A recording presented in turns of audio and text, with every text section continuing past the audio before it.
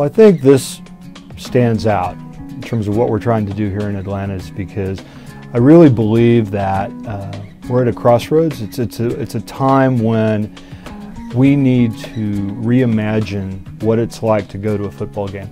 The game day experience, I think, is something that is fundamentally what is going to make a difference down the road to future fans. Is that if what I can get at home on my video, what I can get on my tablet is more convenient than going to a football game, we've got a big problem. The interview was divided up into really two parts. The first part was taking on the challenge of designing and organizing the stadium, looking at the skin, looking at the roof, and presenting a philosophy about how all those things could come together and make an icon.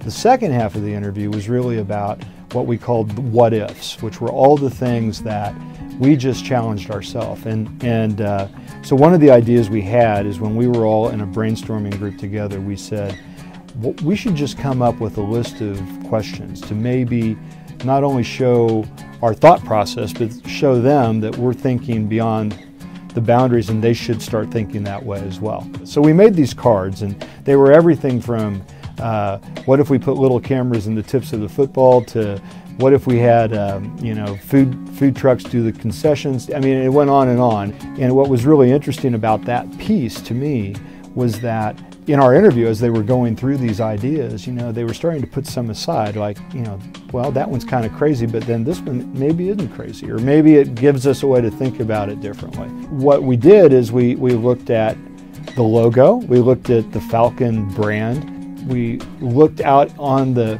internet about things that Mr. Blank had said were important to him, and we pieced that information together. And then we know what's out there in terms of the competition and what they're doing, and we know what the built stadiums look like, and we just decided that if we were going to win, we had to do something really challenging and inspiring that was really, pushing the envelope, so to speak.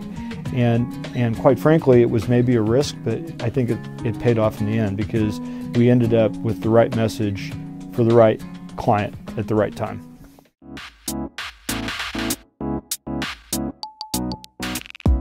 We were tasked with making a decision on a direction for the project conceptually. So we took a look at both directions. One was open and one was more closed. For a whole lot of really good reasons, we decided to pursue the singular scheme, which was the Oculus, the opening in the center, or the Pantheon scheme. It had a lot to do with flexibility of operation. It had a lot to do with just, I think, the buzz that we got, the really good feelings, and people also really responded to it as an icon. And one of the things that Arthur Blank challenged us with at the very beginning on this project was, we really create an icon, a new symbol or another symbol for the city of Atlanta and Georgia. And so I think the architecture really, the bar was set a little bit higher. And honestly, to be quite frank, there aren't very many attractive retractable roof facilities out there. And that's just my opinion, but I felt like in order to create an icon, it had to be completely integrated. The seats and the skin and the roof and the way it moved and operated all had to be one idea, and it all had to support something that was really going to be architecturally, an eye catcher, if you will. When we thought about the roof being really integrated with the structure, we thought about what are some iconic buildings that have really cool roof structures or lighting effects. And we looked way back in history and we found the Pantheon. And the cool thing about the Pantheon is that it has a little hole in the middle, but because that light comes down in a real, almost like a spotlight, it became really inspiring. And we thought, what if we could create the experience of that spotlight on the field, almost just right on the Falcon logo at the 50-yard line, and then just let it grow and get bigger and bigger. And it's just this whole idea of just bringing all the energy to the game and to the center. So that's where the idea of the Pantheon came. And then we thought, well, shoot, why don't we just call it Atlanta's Pantheon? So that's where that personality of that one came.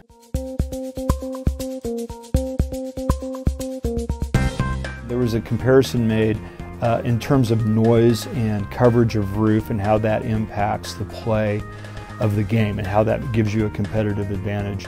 And one of the stadiums that I think Arthur Blank and the Falcons have said is a good example of what they like is in Seattle. The Seattle facility has a fairly large overhang, and that overhang does deflect the noise back onto the field.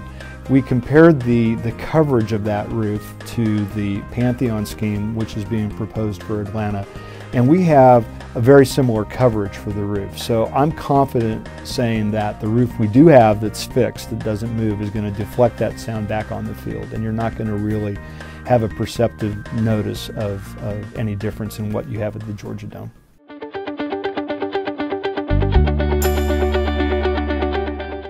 When you think about scoreboards, the first thing we have to say is that it's no longer a board, because that would indicate that it's once again, it's a rectangular board that's somewhere either on or in the seats.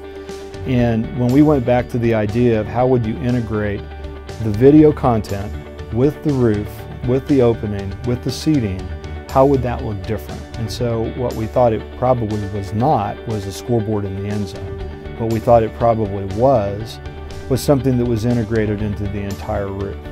And since we had this amazing opening, this center opening, we thought, well, why not ring that with video content? And then the next step was, well, if you have a 360-degree experience, how would that be able to enhance your view from your seat? So let's say I'm on the 50-yard line and I'm looking across the roof opening and I see the game relative to my seat.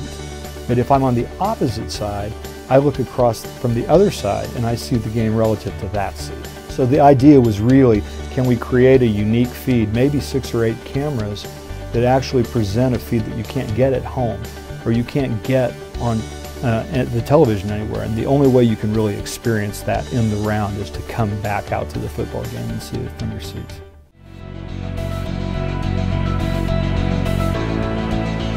You know, sustainability is a challenge for big buildings like stadiums. From a very high level, I think one of the things that we've recognized is that especially retractable roof stadiums tend to be energy hogs, because the nature of them are you're trying to create a temperate or a cool environment, but then you sort of give that up when you open the building up. So one of the things we want to do is we want to create a premise that the building is primarily an open-air stadium that can close when necessary.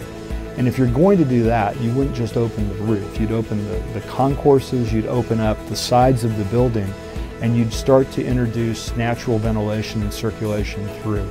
So you really feel like you're out of doors, even though you have this building that's able to be enclosed. So I feel like that is not only a good stewardship move, but I think it's going to take us a step closer to really feeling like we're in an outdoor stadium that happens to have this functionality about a closing roof.